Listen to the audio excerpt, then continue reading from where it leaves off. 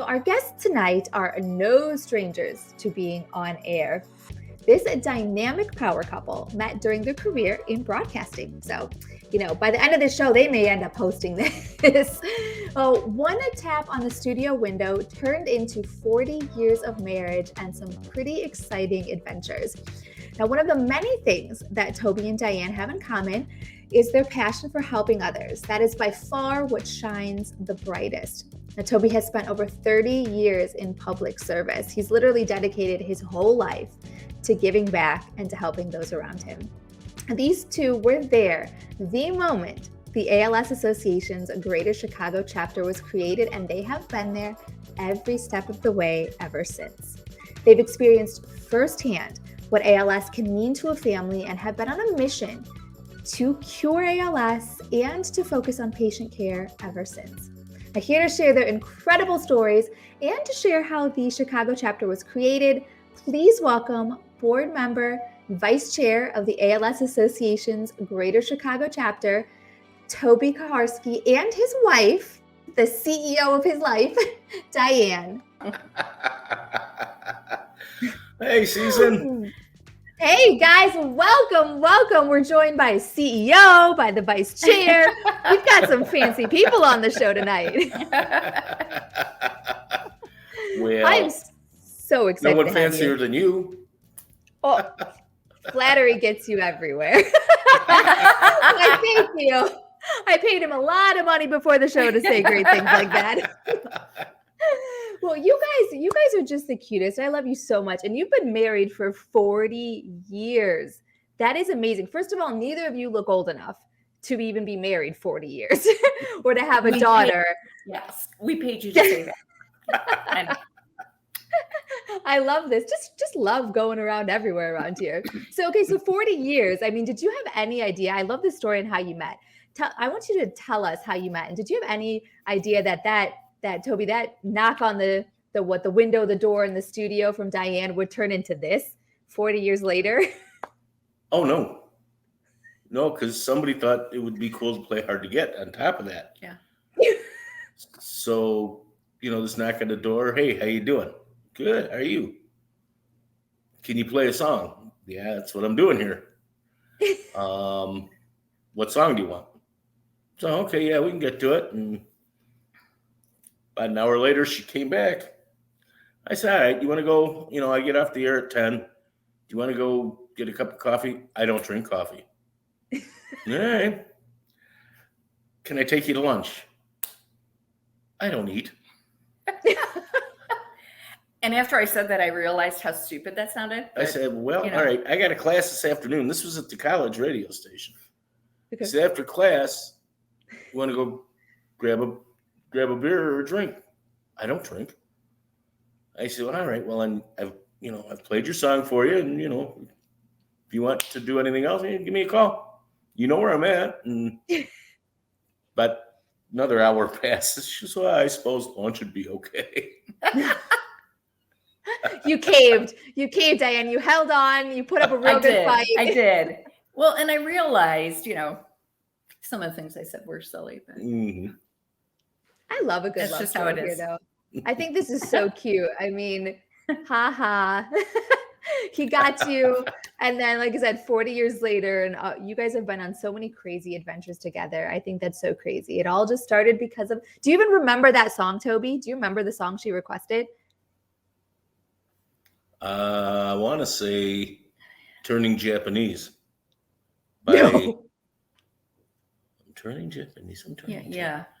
And I don't. That was it? I'm drawing a blank on who did the song. I'm drawing a blank too. That's hilarious. So Turning Japanese is what started this whole love story. Yeah. It was a top 10 song, and it was the closest thing. Diane was a punk rocker. And that was the closest thing to being a punk song. And we were a top 40 station. Okay. That we actually had. So that's what she wanted to hear. That is so cute. What can I say? And the rest is history, as they say. The rest is history. As they say, yeah.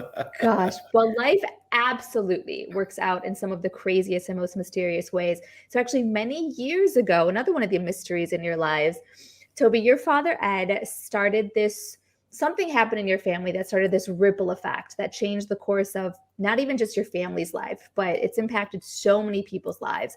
So he basically sparked something that led to the creation of, I'm going to say it, the most incredible organization in the world. What happened to create this first spark of inspiration? With my dad, it's just that I saw how much he cared about people. From 1947, when he got elected to the Chicago City Council as the only Republican, and as a 30 or 31-year-old, he was the youngest ever elected until Ed Burke got elected 22, 23 years later.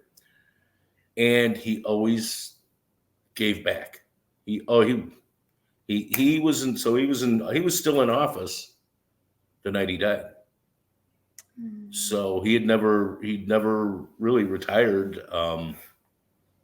He was still the ward committeeman out on the great 13th ward out on the southwest side of the city of Chicago. Well, for those watching that don't know, so tell us about your dad, because he was diagnosed with ALS and he passed from ALS. So what was that journey? When was he diagnosed? Well, my mom actually said that she noticed, once we found out what it was, she noticed things that she just overlooked. She figured it was old age. My dad was older than my mother by quite a bit. And so he couldn't do certain things. I will tell you this, he did not know he had ALS. And the October before he died, well, until he was diagnosed, but he had ALS at that point. The October before he died, he shot an 85 at the number 2 course at Cog Hill, which is where we have our golf outing every year. Okay. And it was the only time I'd ever beaten him by more than one stroke, and I only had beaten him maybe 3 or 4 times in my life. Okay. And he, so we started noticing things not coming together. The grip, grip, and his feet not working, So he'd been going to chiropractors. He'd been going to osteopaths. And they go, it's a pinched nerve. Well, finally, at one point, my mom needed a break. So we sent her packing for a week's trip to Tucson, Arizona, to visit some family we had there. And the day after she left, I went over to the house and I said, "Come on, big boy, we're taking a ride." And I remember that was February 1st of 1994. Oh, 04? Yeah. Yeah. And the doctor said to me, he's getting up there in age. I said, and the only thing I knew about ALS at the time was the movie Pride of the Yankees, which is still one of my favorite all-time movies. Okay. But I watched my dad's, what he was doing with his hands, and he kept saying they're on fire. They were the same movements that Lou Gehrig displayed with his hands in the movie. And that's all I knew about ALS. Oh. So I said to the doctor, I said, he's doing the same things as Gary Cooper in the movie. And that's all I know. But could he have ALS? And he said, no.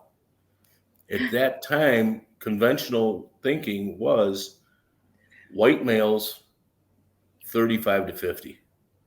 Okay. And I said, just kind of make me happy. Just run the tests, whatever you got to do. Mm-hmm. So they kept him in the hospital for pretty much that whole week. My mom was out of town. And we didn't tell her because we didn't want her to worry. And so he came home and, we still noticed he was declining. And finally, on April 1st, the doctor called, and said, I don't know how you knew this, but he has ALS. And he's, at that time, 1 in a million. He was 78 years old at the time. Oh, gosh. And then he passed away on August 17th of 94. So pretty much from 4.5 months from diagnosis to passing. So it's crazy to see how far it's come, though, from your dad being diagnosed in the 90s. Oh, geez. To where we are today. Difference. Yeah, absolutely. What a difference. Yeah. And thank goodness, because ALS is already horrible in itself, but then to have to go through that type of a journey and for it to not be maybe recognized, or you make the assumption, no, it can't be ALS. I mean, that just makes things so much worse. Mm-hmm. Yeah. Mm-hmm. Mm. So. Well, going through all of this, so your dad having ALS, battling this for all those years without even having a diagnosis, and then finally getting that diagnosis and everything, because we talk about this on the show all the time. It's not just the individual living with ALS. It really does affect the entire family. And I know that this, it impacted you and your mom. It impacted your whole family in such a really big way. So I remember talking to you guys, and Diane, you were saying that Toby's mom came over, you guys sat down together, and she expressed that she wanted to do something sort of in memory of your dad. She wanted to create the Chicago chapter of the ALS Association. So guys, what was your initial reaction, Diane? What was your reaction to this, I guess, request? Well, she had been going to advocacy days for several years. And so she really wanted to create something in Chicago of her own, So we're an offshoot of, the organization. And so the initial reaction was, Toby said, I'm not listening to this. And he went downstairs. And so I sat with her, and I was supportive, but I was also very realistic and explained about nonprofits and some of the bumps that, and hills and valleys you can go through. And especially with a startup. And, but she said, no, I want to do this. I want to do this for the patients. I want to make sure that the families have what we did not. So I was like, okay, I'm here to back you. And I'm sure at some point, Toby will be here to back you too. And the one thing that I do remember, that my mom said, well, where do we get started? And Diane says, well, you got some phone calls to make, because there's some people that will help you financially and can get you grants and stuff. She said, oh, I can't call them. And I was not standing right there, but I was coming up the stairs, and I hear Diane say something to the effect of, I've got one more number to push on this phone. You going to talk to him, or am I? My mom got on the phone. It started right then and there. This moment at the table was when it all began. Pretty much. I mean, there was still a lot of footwork that had to be, and there were conversations prior to that with certain people to, support this idea. But it was just such a huge venture, starting from the bottom up. Nobody had any idea where it was going to go. No. My mom, I know. I want to get into that. Okay, well, we can go through that as we get there chronologically, I guess. Yeah, no. I love this. I just want people to really get a full understanding, because it's so funny, because you and I, we know each other, so we know what we're talking about. But guys, basically what we're talking about right here is, Toby's dad passed away of ALS, and then his mom was the one who decided all of this, us being here, the ALS Association Chicago chapter, is all because Toby's mom had that conversation with Diane and said, I think it's so beautiful what you said, Diane. I want to do this. I want to do this for the patients, and I want to do this for the families so that they have what we don't. All of this came because of Toby's mom made that phone call and made all of this happen. And then, yeah, here we are today. But when she created this, I really love her initial reasoning behind it. But when you guys worked through all of this, what were the initial goals, sort of that first mission and the values of the original chapter that she created in 2005, I believe? It was advocacy and research because, oops. Advocacy and research. My wife, Diane, just lost her earpiece.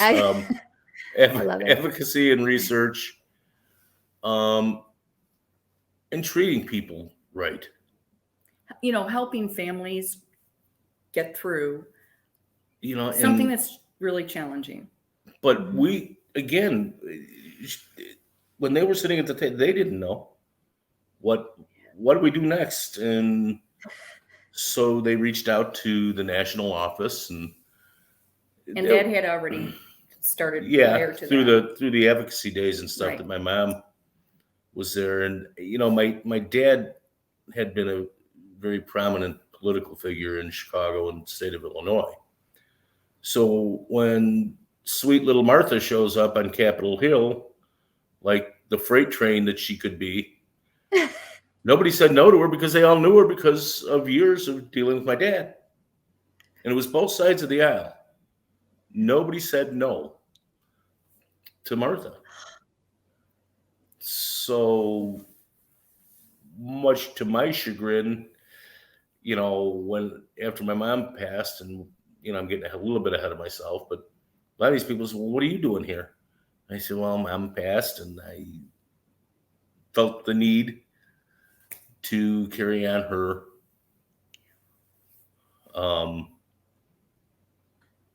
legacy. Her legacy, whatever you want to call it. Yeah. And so, we then switched to me having a working relationship with these people. But no, I mean, Steve Gibson, who used to be with the association as the chief advocacy or public policy officer, he couldn't believe my mother. He just says, I thought I had to, go with her and hold her hand. And you got to realize, my mom was 5'5", 110 pounds. He thought he was going to have to go hold her hand on Capitol Hill when she'd go. And no, she'd tell him to go sit down and she'd go get it done. I love that. That is a woman on a mission. That's a woman on a mission. Definitely.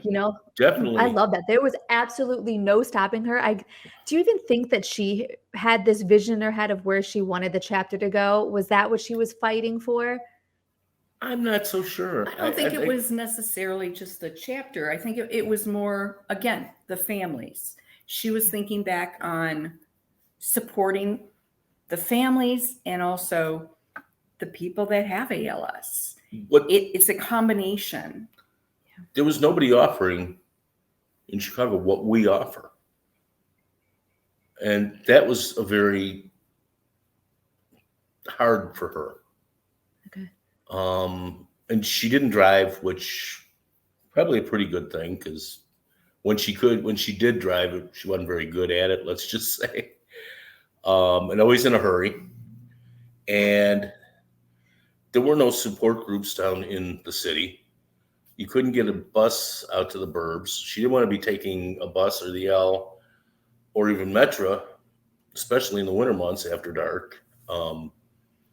So those were the beginning steps, but she really had no idea of where anything was going to go. And I can remember she started getting real excited when I said, all right, we're going to make you a chapter in organization. And we'll work with you a little bit. And she was so excited. So she went out and got an office that nobody ever came to because nobody knew we were there yet. But she was so excited. It was really small. Yeah. It was one room. Well, basically the size of a closet. Yes. But she was so excited about that. It was. And one of our board members, Scott Nichols, got her 2 desks for that small little office, and they're still in the office today, or they were, before the pandemic. But she got all excited about the walk. Unfortunately, she had cancer that either she didn't know about or didn't tell anybody about. She didn't tell anyone.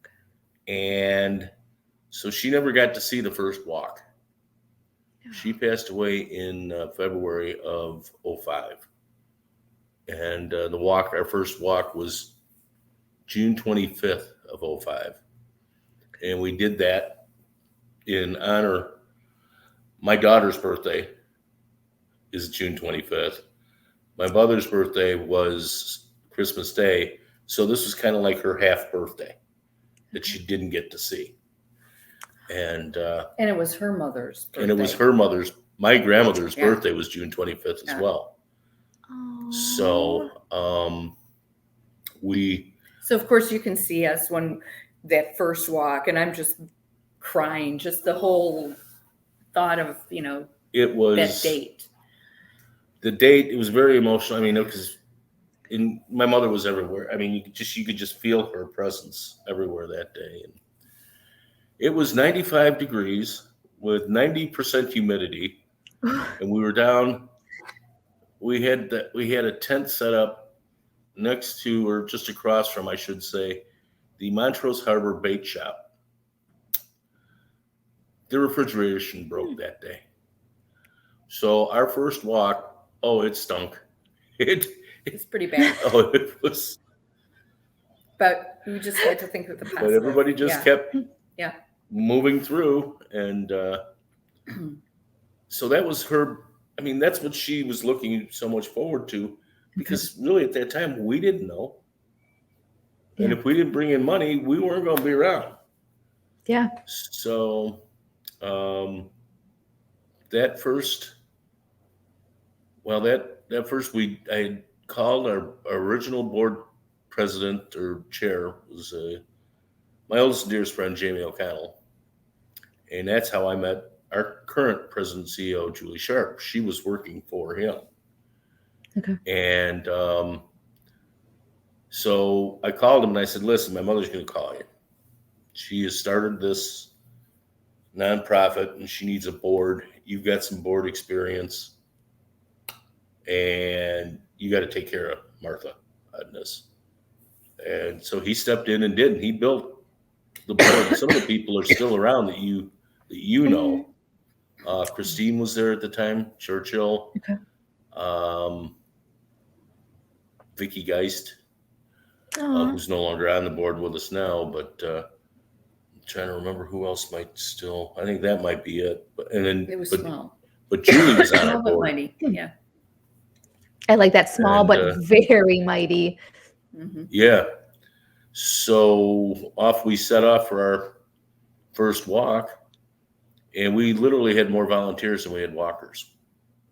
I love that. I remember you telling me that on the phone. I wrote it down because I just thought, gosh, to sit back now and look that first walk in the city, more volunteers than walkers, 2005, here we are. We just wrapped the 2022 Walk to Defeat ALS season. Now we have multiple walks throughout the state of Illinois. We had over 1,600 participants and raised over $875,000 in this walk season. Wow. I remember and that first walk, Diane asked me this morning. But I was so excited about it. Yeah. I was like, look how many people are here. I don't care if they're all volunteers. We didn't know who was showing up, and we didn't know how much money we were going to raise. Right. This morning we were talking about it, and I don't know. Well, it was the first walk, so I remember we raised $53,000. And we were excited about that. Yeah. I thought, man, we got it. Pardon me? That for your first time, for a brand new nonprofit, for doing all of this from the ground up yourselves, for being so new, I feel like that is huge. Yeah, it was. To us, it was huge. Right. And there was one very large donation who wanted to remain anonymous. He wrote a check for $10,000. And it was also the Gay Pride weekend. So they were practicing for their parade the next day. So it was great. And it was great. Yeah.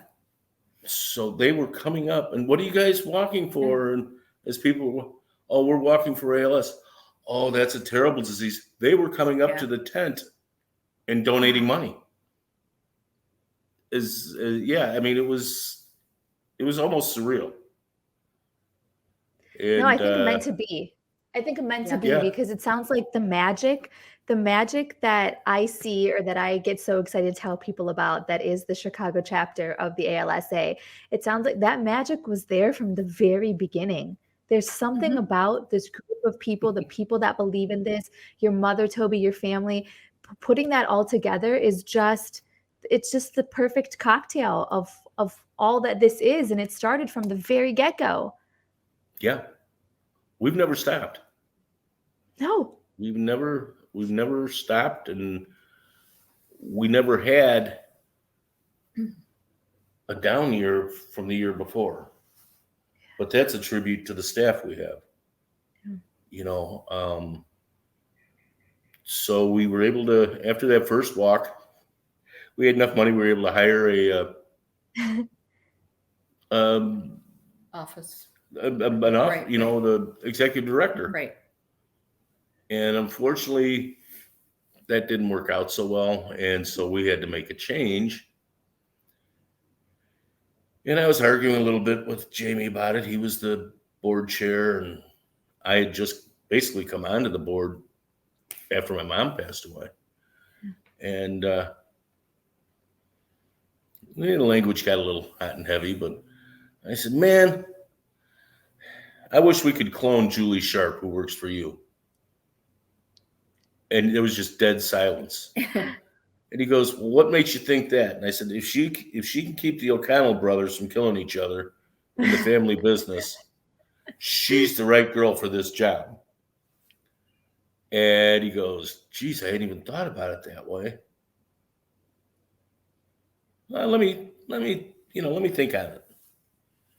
About 10 minutes later, I get a call from Julie. Were you serious? I said, yeah. She goes, I'll take the job. And she's been the executive director, now president and CEO, since I want to say December of 2007. Maybe 06. But you'd have to ask her. Yeah. She'll know. She's better with dates than I am on that kind of stuff. Best addition to this family that was ever made, by the way. Yeah. Oh. Yes. Well, and she's brought everybody in.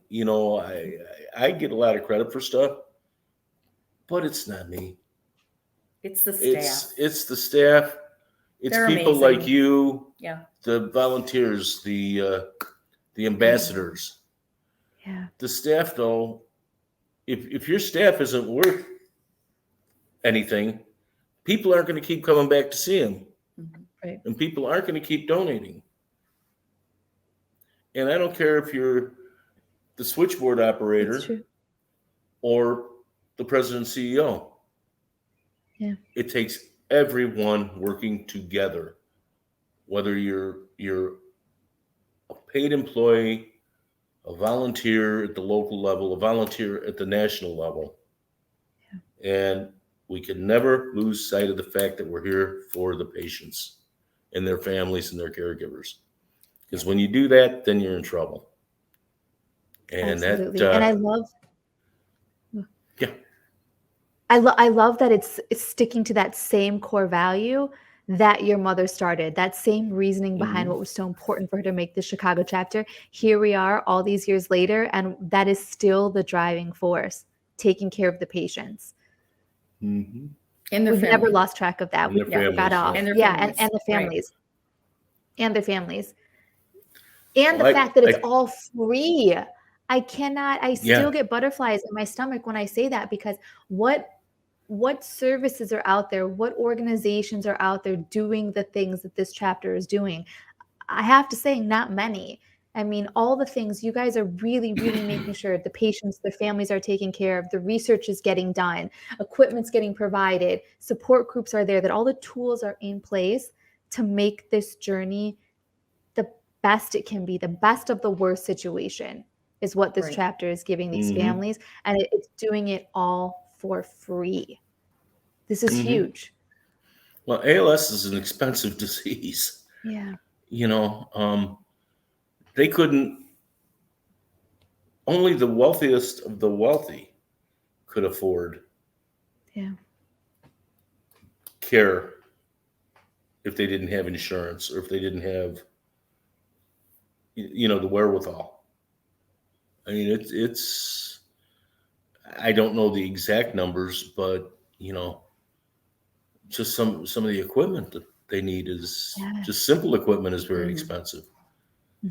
So, I mean, we're talking hundreds of thousands of dollars here. I've seen the estimate; it's about $250,000 to take care of someone with ALS. But I think that is sorely understated because, especially now with rising costs on all fronts, that number is so much higher. So we're talking about after diagnosis, you're looking at hundreds of thousands of dollars to take care of that loved one with ALS or to take care of yourself with ALS. That's just unattainable for most people. And you guys are there to really fill the gaps, to help them so that they can get the things that they need, regardless of sort of where they're at financially.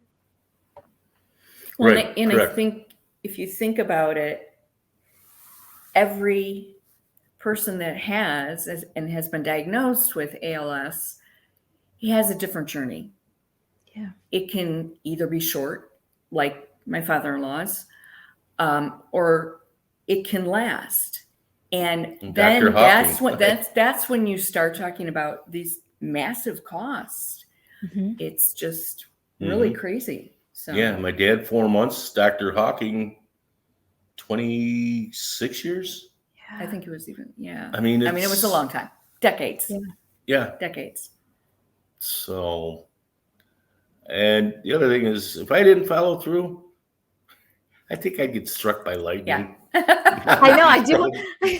I do want to talk about that because I found that kind of entertaining. So your mom was a force. She was this fiery woman who, there was no stopping her. She had this mission, and I just think she is up there in heaven, just smiling at she did this. She started this. She did this. But when she passed away, I know that, I mean, there was a lot going on. That was a really tough time for you, but you had this moment of, okay, what now? I mean, your mom was the one behind this, driving all of this. And now I know you said they came up to you and kind of said, what are we going to do? So you're faced with this decision. Where was your head at? And was that an easy decision? Obviously, spoiler alert, the end of that story is that Toby stepped in. Yeah, I'm sitting here now, so.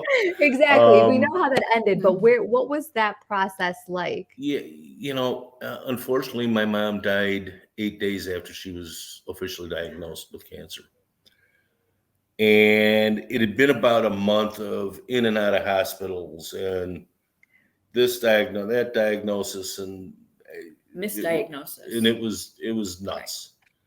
So at her wake, yes, somebody did come to me and say, listen, a lot of money flying around your mother. What are you going to do? And I said, about what? And he said, ALS. And I said, geez, I hadn't even really had time to think about it. This was her deal. I said, I've always been there to support her. But well, if you don't step in, we're going to have to pull these grants back because we need a go-to person that we know and trust. I said, tell you what, give me 10 days.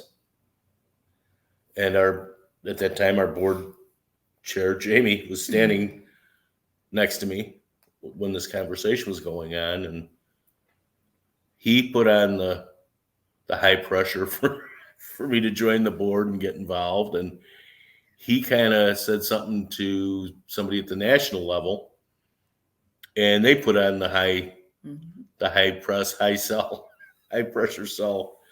So 10 days, 8 or 9 days later, I said, you know what, we got to do this. And it means that much to this many people. And at that time, we really didn't know how many ALS patients there were. The registry hadn't even been thought of at that point.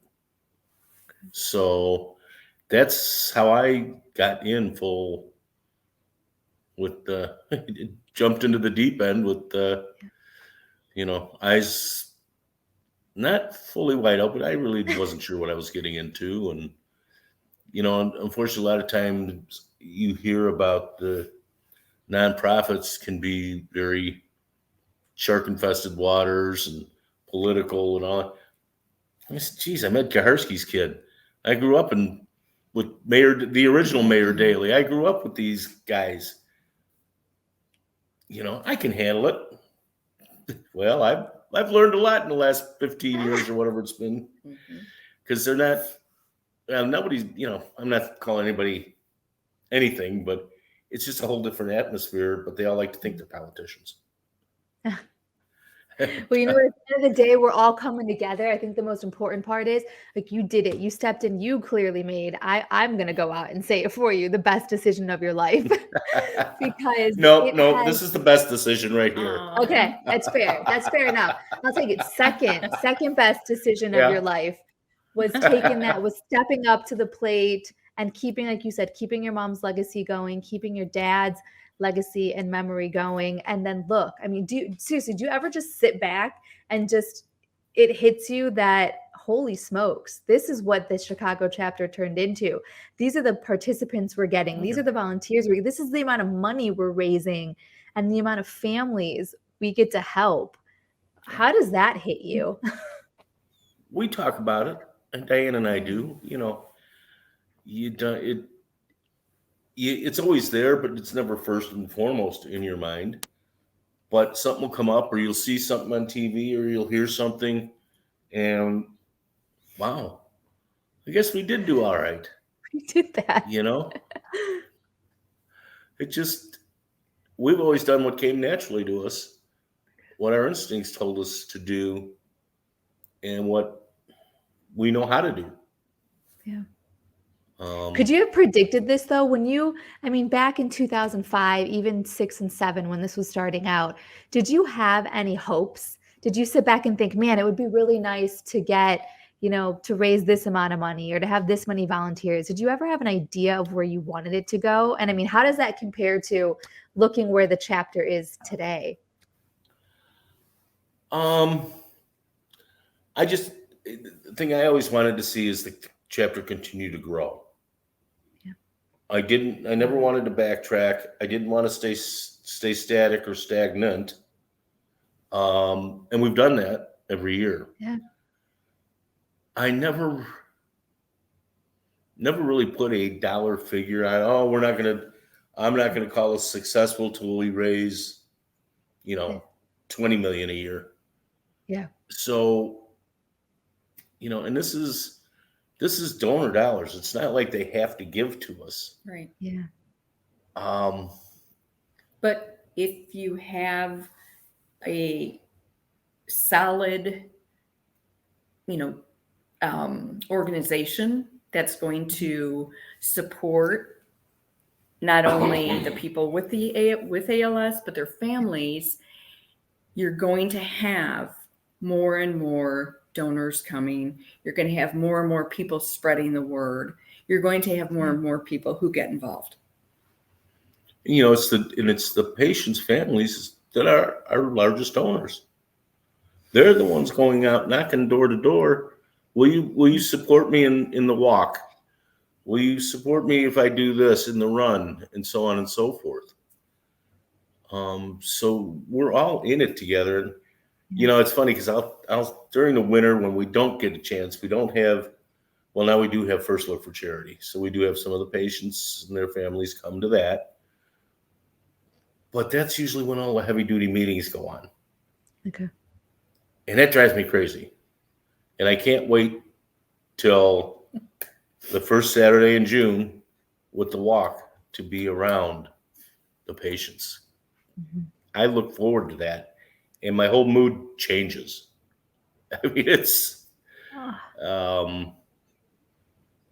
I look forward to seeing, and I don't like using anybody's names because, you're forgetting somebody, and I don't ever mean to do that, but there is one patient in particular that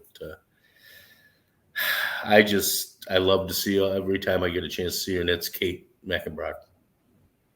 She what an amazing, amazing woman. The one year, and you were at this walk, what was it, 4 years ago, 5 years ago, where it started to snow in June. We've had all sorts of weather. And she grabbed my hand. I saw her, she's grabbing it. She's still got some strength there.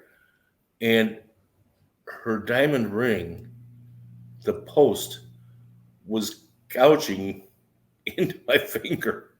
And I'm trying to be nice, but I don't want to insult her. And, and she's smiling. She's got tears. I've got tears. I look down, now I've got blood running down my hand. And I said, oh, come on, Kate, we're holding up the walk. You got to get going. Okay. But there's a special issue.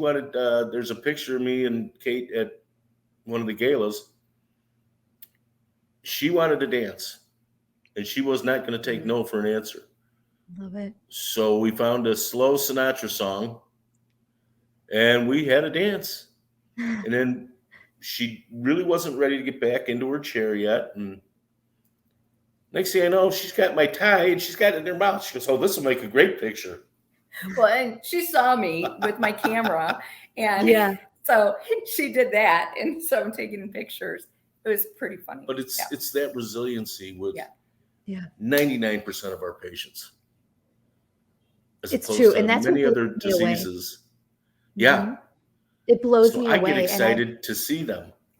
I know, and I get so inspired, and I really do. When I have a bad day, I think about these moments. I think about, getting to meet the two of you, talking with you, getting to know the patients, getting to spend time with them, all the events we do, because it's just the most incredible reminder in life that we are so lucky that there are so many incredible people out there dealing with some of the hardest things in the world, and they're doing it with a smile on their face, with such courage, such hope. It is just, I feel like inspirational is not a big enough of a word to sort of express how incredible our patients are. This whole team. This whole team is just, I keep saying it's magic. Something about everybody here, everyone, all the pieces come together, and this is just, it's just magic. There's no other way to say it. I would agree. Yeah. And it's the team, and it's the volunteers, and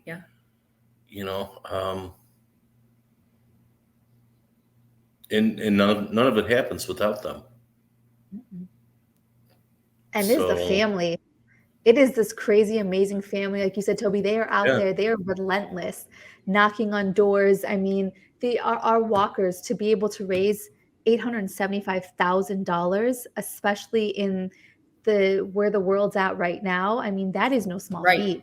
That is insane that they were relentless in making this happen. And like you said, Toby, it's all because of the boots on the ground, knocking on doors, making it happen. Yep. Yeah. Yep. Well, what do you, we've accomplished so many things this chapter has accomplished, and it has grown. Even just when I found the chapter back in, I think it was 2009, it was 3 people, fearless leader Julie, and there were 2 other people. That's it. And then we've just grown every year. We've gotten bigger, we've gotten better. The team has just grown to the most amazing people. So all the things that have been accomplished, and the list is so long, we don't even have time to go through all the things that this chapter has accomplished. What would you guys say you're sort of most proud of? What are some of the most proud accomplishments that the Chicago chapter has been able to achieve? For me, there's a couple. The fact that we have never stepped backwards. Yeah. We're always moving forward.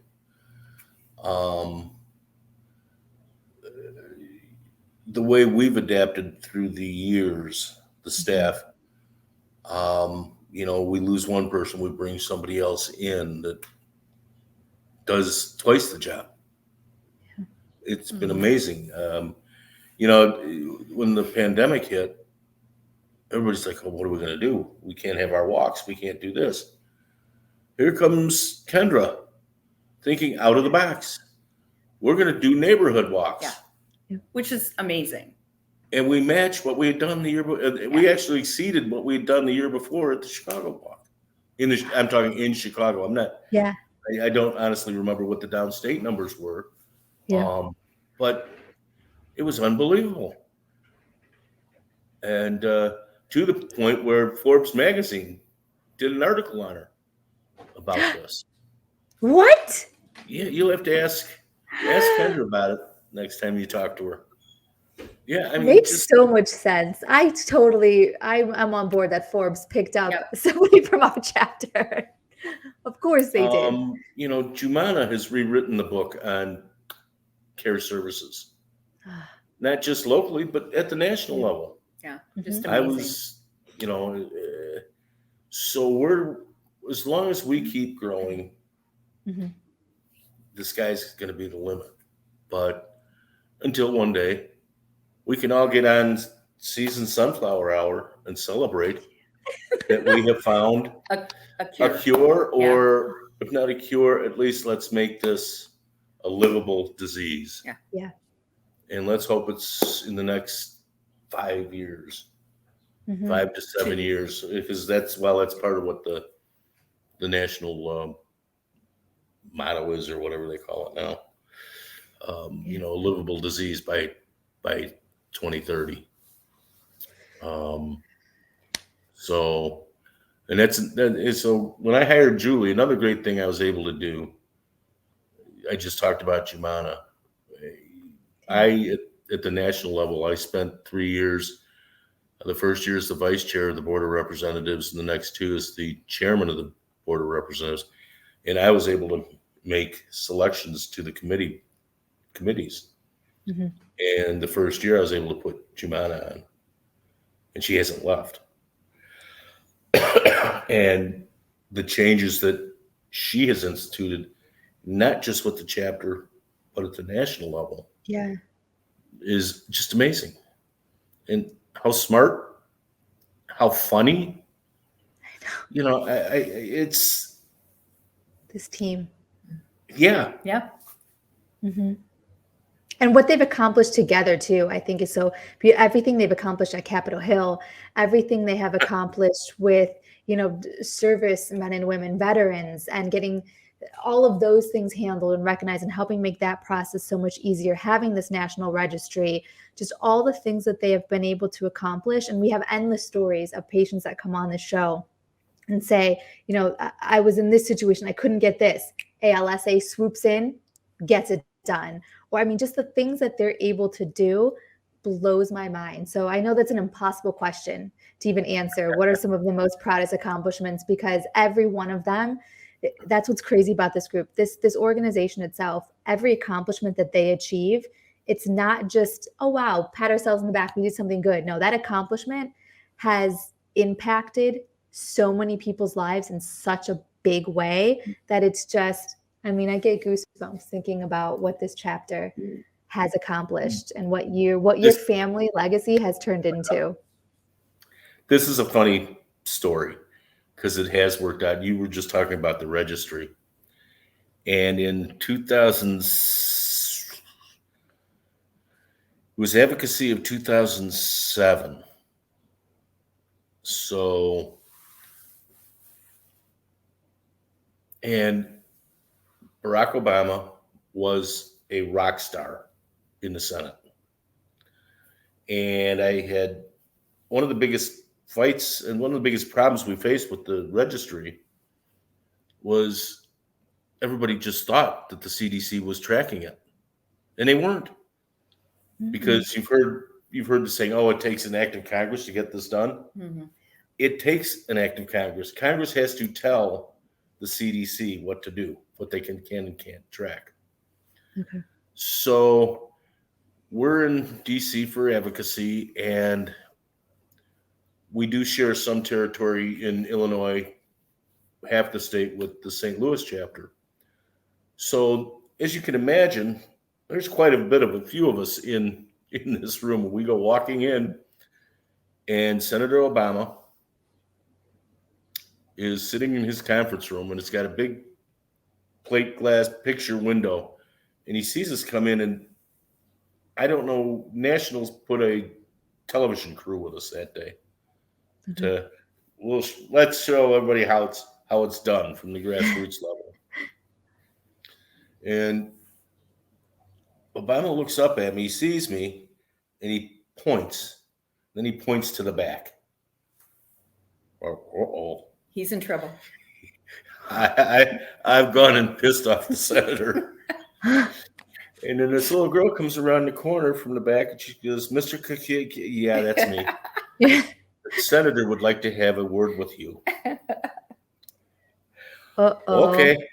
So I go back there, and he's just letting me have it. And the language is flying and yada, yada, yada. And what it came down to was he had gotten, when he was a state senator here in Illinois, he co-sponsored a bill that he didn't write, and it blew up in his face. He got burned. Yeah. He got burned on it. So he said, "I will do whatever you want me to do behind the scenes, but I won't co-sponsor this bill." So he said, "Would you please tell the dailies to quit calling me, Megan quit calling me, Emil Jones quit calling me." And okay, yeah. All right, I'm sorry. And then now he's realized, ooh, maybe I've gone over. He looks at me and he says, "You still smoke Newports?" I said, "Yeah." He says, "I'm out. You got a couple?" And he got that grin on his face. He went back into his meeting, and we went in and met with his health liaison. And he, a couple of years later, I ran into him. He was president at that point, and he went, "You still smoking?" I quit. And he just started laughing. So we can officially say that, Toby, you have been scolded by President Barack Obama. Yeah. Oh, Before he was president. well, before he was before, president, but that's actually what it took. And that was, we'd go into congressional offices, and we would meet with the health person, and all of a sudden here would come the rep. Or, "What do you mean? They're not tracking that? Oh, we got to get on top of this." So that bill passed the first year. And but it's crazy that it took that long, that it took you guys sort of, hi, no one's tracking this. Smell the wake coffee. up. Yeah. But there we go. There's another one of those accomplishments that the Chicago chapter has managed to do that has been absolutely life-changing. So people, for those that don't know, it's a registry that you get on so that they can track and they can try to find the common sort of denominators and try to narrow down who's getting ALS, how are they getting ALS. They can track all of the progress.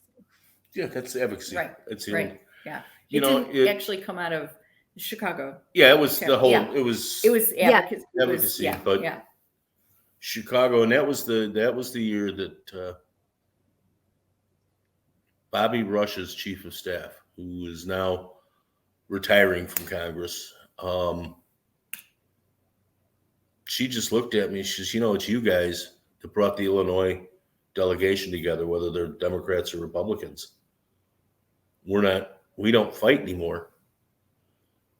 And most of them all either worked for or with my dad or served in the Illinois House with my brother. So they knew the one, little Toby, well, you're half right. She remembered me running around the state house when I was little, or younger, I should say. And, and that's one of the things my dad taught me. It takes everybody to get together to make things happen. So I try to walk right down the middle of the aisle I really don't care what color shirt you got on, whether it's red or blue.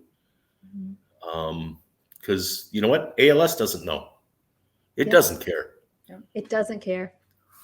So I think that is a beautiful reminder too that, ALS, it really does take everybody coming together. ALS doesn't discriminate on who it comes for, and we have to work together. And I think it's so beautiful that I love hearing that Republicans, Democrats, it doesn't matter who they were, that they saw how important this work was, that they were willing to come together to help make a difference, to help in the states, to help within the political levels, to just do what needed to be done to get us closer to where we need to be, which is, like you guys said, making this disease livable, ultimately finding a cure. And in the meantime, taking care of the families, care of the families and taking care of the individuals battling ALS. Yes. Yeah. It takes all of us. We can't do it alone. Yep. Definitely. Speaking of that, what is your vision? What is your hope for the Chicago chapter in the future? To keep growing. Yeah. Because if we don't keep, as we keep growing, that's more patients and people we can help. It's just that simple. I hope at some point it would never have to exist. Yeah. Or to the day that we can call it a chronic treatable disease. Right. And or the Holy Grail, a cure. Yeah. Well, Diane, I'm with you. I like that. How many places can you say that we're hoping to be non-relevant?